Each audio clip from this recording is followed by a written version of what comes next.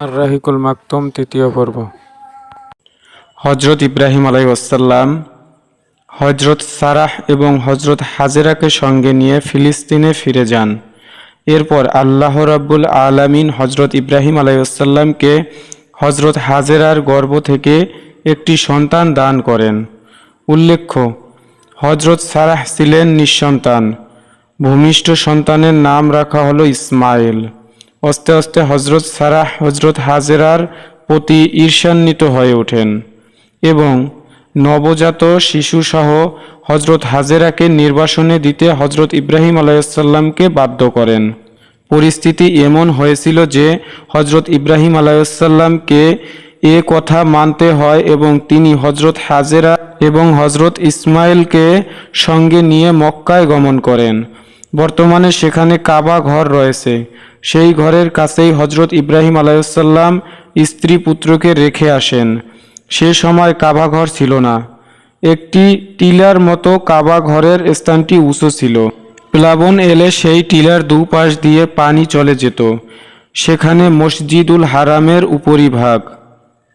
পাশেই জমজমের কাছে একটি বড় বৃক্ষ ছিল। হজরত ইব্রাহিম আলাইহিসসালাম সেই গাছের পাশে স্ত্রী হাজরা এবং পুত্র ইসমাইলকে রেখে আসেন। সে সময় মক্কায় পানি এবং বসতি কিছুই ছিল না। এ কারণে হজরত ইব্রাহিম আলাইহিসসালাম একটি পাত্রে কিছু খেজুর এবং একটি মশকে কিছু পানি রেখে আসেন। এরপর তিনি ফিলিস্তিনে ফিরে যান, কিন্তু কয়েকদিনের মধ্যেই সে খেজুর ও পানি শেষ হয়ে যায়। কঠিন দুঃখ সময় দেখা দেয়।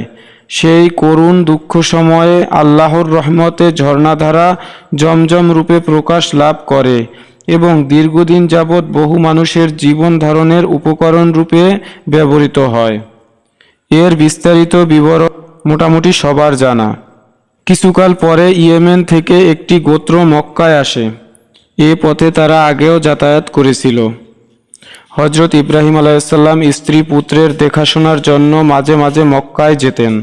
এভাবে কতবার যাতায়াত করেছিলেন সেটা জানা যায়নি, তবে ঐতিহাসিক তথ্য থেকে কমপক্ষে 4 বার যাওয়া আসার প্রমাণ পাওয়া যায়। 1.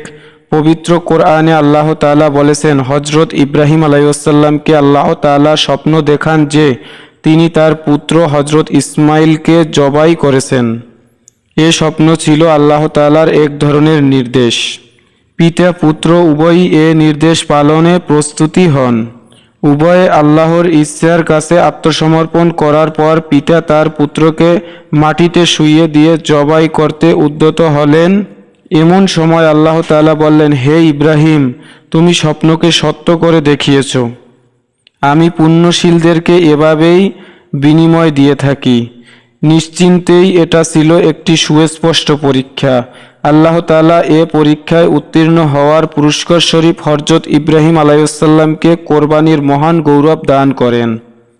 বাইবেলে উল্লেখ রয়েছে যে হজরত ইসমাইল আলাইহিসসালাম হজরত ইসহাক আলাইহিসসালাম এর চেয়ে 13 বছরের বড় ছিলেন।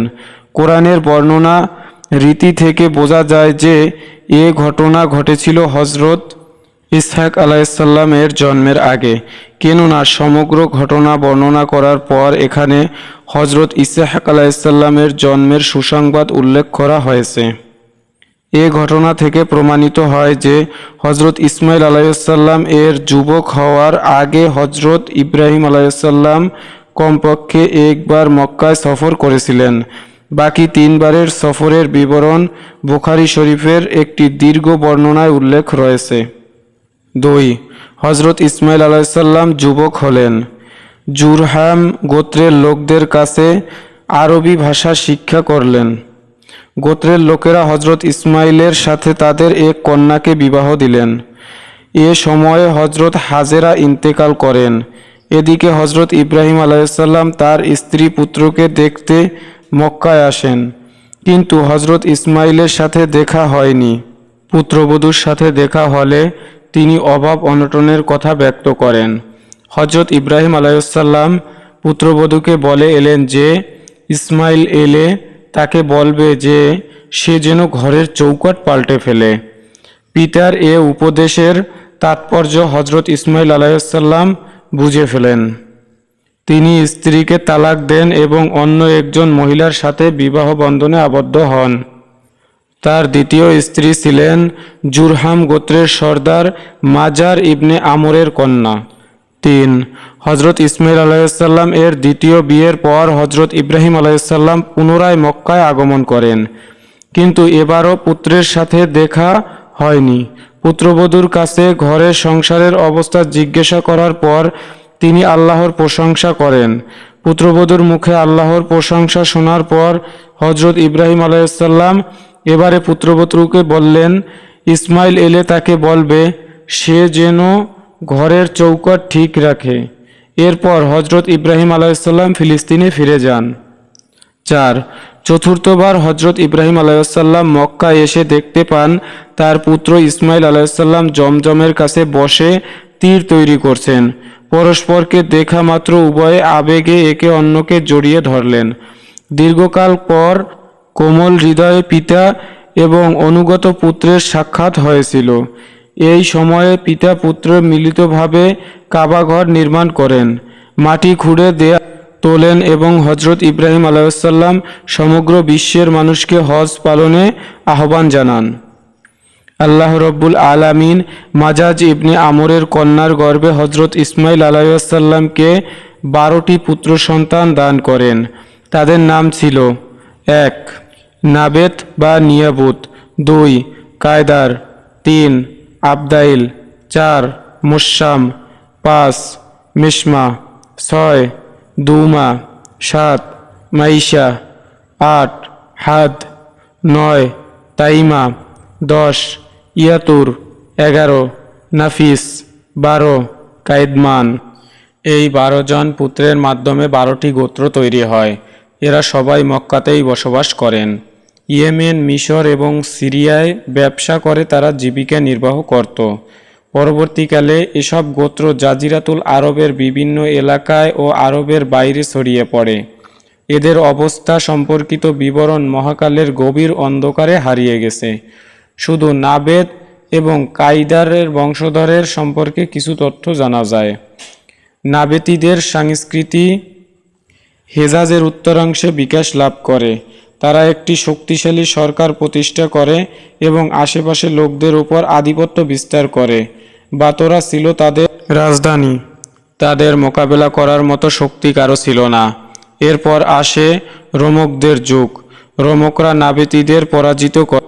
মাওলানা সাইয়্যেদ সুলাইমান দনবী রাদিয়াল্লাহু তাআলা আনহু দীর্ঘ গবেষণা ও আলোচনার পর প্রমাণ করেছেন যে গাসসান বংশের লোকেরা এবং অনজারনি অর্থাৎ আওস ও খাজরাজ কাহতানি আরব ছিলেন না, বরং এ এলাকায় ইসমাইলের পুত্র নাবেতের অবশিষ্ট বংশধর বসবাস করত।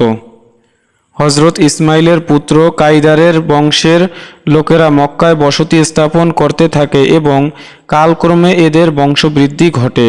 পরবর্তীকালে আদনান এবং তৎপুত্র মায়াদের জমানা আসে। আদনানি আরবদের বংশধারা সঠিকভাবে এ পর্যন্তই সংরক্ষিত আছে।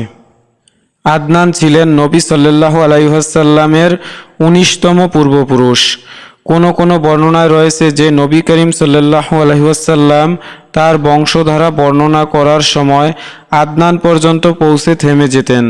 তিনি বলতেন, বংশধারা নিষেধাজ্ঞা ভুল তথ্য পরিবেশন করে থাকে। তবে এসব পূর্বপুরুষদের সব বংশধারা বর্ণনা করা সম্ভব। অনেকে উপরোক্ত বর্ণনাকে জয়ীব বলে আখ্যায়িত করেছেন। মতে আদনান এবং হজরত ইব্রাহিম আলাইহিসসালাম এর মধ্যে 40 পুরুষের ব্যবধান রয়েছে। মোট কথা, মাআদ এর পুত্র নাজার থেকে কয়েকটি পরিবার জন্ম নেয়। এদের সম্পর্কে বলা হয় যে উল্লেখিত মাআদ এর পুত্র ছিল মাত্র কয়েকজন। তার নাম নাজার। নাজার এর পুত্র সংখ্যা ছিল 4 এবং প্রত্যেক পুত্রের বংশধর থেকে একটি করে গোত্র গড়ে ওঠে। সেই 4 পুত্রের ছিল ইয়াদ, আনমার, রবিয়া এবং মোদার। শেষোক্ত দুটি অর্থাৎ রবিয়া ও মোদার গোত্রের বহু শাখা প্রশাখা বিস্তার লাভ করে। রবিয়া থেকে আসাদ ইবনে রবিয়া, আনজার, আব্দুহ কায়েস, ওয়াইল, বকর, তালগাব এবং বনু হানিফার বহু গোত্র বিস্তার লাভ করে। মোদারের বংশধারা দুটি বড় গোত্রে বিভক্ত হয়েছিল। এক, কায়েস আইনাম ইবনে মোদার এবং ইলিয়াস ইবনে মোদার। কায়েস আইলাম থেকে বনু সালাইম, বনু হাওজেন, বনু গাফতান, গাফতান থেকে আরাস, জুরিয়ান, আশজা এবং গনি বিন আনসার এর গোত্রসমূহ বিস্তার লাভ করে। ইলিয়াস ইবনে মোদার থেকে তামিম ইবনে মাররা, রুদাইন ইবনে মাদ্রেকা, রনু আসাদ ইবনে খোদায়মা এবং কেনানা ইবনে খোদায়মা গোত্রসমূহ বিস্তার লাভ করে। কিনানা থেকে কুরাইশ গোত্র অস্তিত্ব লাভ করে। এই গোত্রের লোকেরা ছিল দেহের ইবনে মালেক, ইবনে নাজর ও ইবনে কেনানার বংশধর। পরবর্তী সময় কুরাইশরা বিভিন্ন শাখায় বিভক্ত হয়ে পড়েছিল। কুরাইশ বংশের বিখ্যাত শাখাগুলো হল হামেহ, সাহমা, আদি, মখজুম, তাইম, কোহরা। কুশাই ইবনে কিলাবের পরিবার অর্থাৎ আব্দুসদার, আসাদ ইবনে আব্দুর ওয়াজ্জা এবং আবদে মান্নাফ এ তিনজন ছিলেন কুরাইশের পুত্র। এদের মধ্যে আবদে মান্নাফের পুত্র ছিল 4 জন। সেই 4 পুত্র থেকে নিম্নোক্ত 4টি গোত্র উৎপত্তি হয়: আবদে শামস, নওফেল, মুত্তালেব এবং হাশেম। হাশেমের বংশধর থেকে আল্লাহ তাআলা আখেরি নবী হযরত মুহাম্মদ সাল্লাল্লাহু আলাইহি ওয়াসাল্লামকে মনোনীত করেন।